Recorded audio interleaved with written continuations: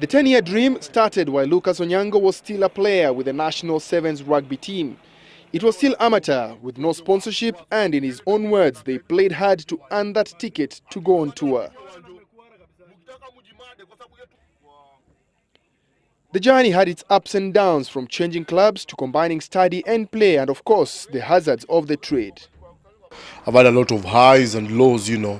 I've had injuries came through, when I first came to the country trying to get a club. Everything has been a struggle. I wouldn't want anybody to think that anything just comes easy. Despite all the years in England, Lucas has not lost his Kenyan touch. He speaks a lot of Swahili and loves to cook ugali, being his favorite food. In his first rugby stint in England, he trained with London Welsh, but laws did not allow him to play. I was training there, but at that same time I was going to Kenya to play in the RB7s because I couldn't get contracted here. So the club was Manchester Rugby Club. That's just down the corner here. After a knee reconstruction, it was time to move over to Oldham. At the moment, he's recovering from one of the stubborn injuries in sports, Achilles tendon. He has been out since last season. We were just warming up before we started the game, jumped to catch the ball and my Achilles snapped. And to be honest, I thought I was going to be out for maybe 6 weeks at most, but it ended up being 10 months. But the time off gave him the opportunity to concentrate on books, as he was balancing books and professional rugby. My family, to be honest, are the ones who kept telling me, Lucas, you gotta get something that is gonna, you have to fall in love with something else and do something that once the playing career is over. And so, books, professional rugby and family all wrapped in one. He's done a degree in coaching and sports science and has a master's in sports science as well. I had to do everything, so it's been very, very hard. But I think with life, ain't nothing easy.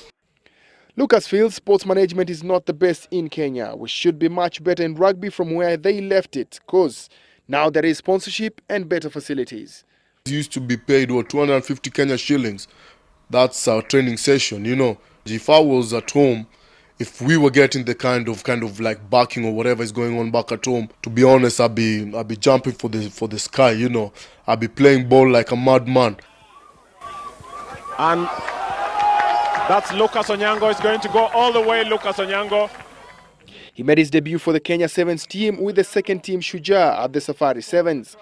Though he had butterflies in his tummy, the immediate former Kenya Sevens coach who was playing for Kenya, Mitch Ochola, gave him the courage to step onto the pitch. Mitch, when I first played in my Shujaa Safari Sevens, I was in the holding area and I was sweating.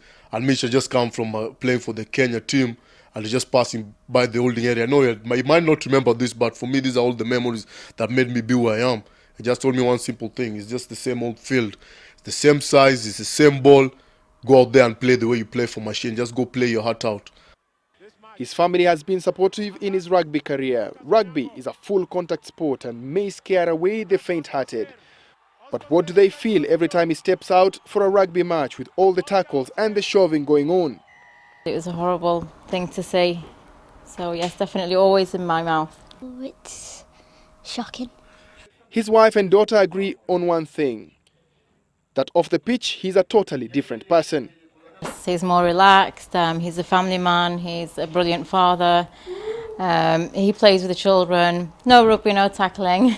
It's nice to have a daddy that plays and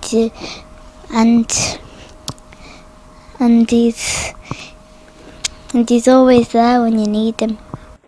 Zena is from Iran and the common language they speak in the house is English. Lucas speaks to his children in Swahili and Zena says she has no problem as she can pick out the conversations as Swahili and Arabic are not far apart.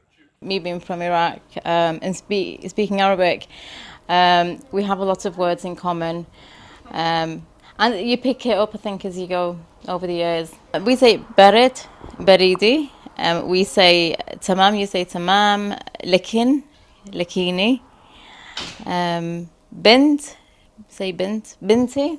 Is it Lucas? Yeah, binti. So I think it's either sometimes you add a letter on the end or you take a letter off, but they're very similar. Martha is an aspiring journalist and when we finished the interview, she now became the interviewer. How long have you been on this? It's many years, since 1999. I think now that's 13 years. This is my 13th year I've been doing this. Okay.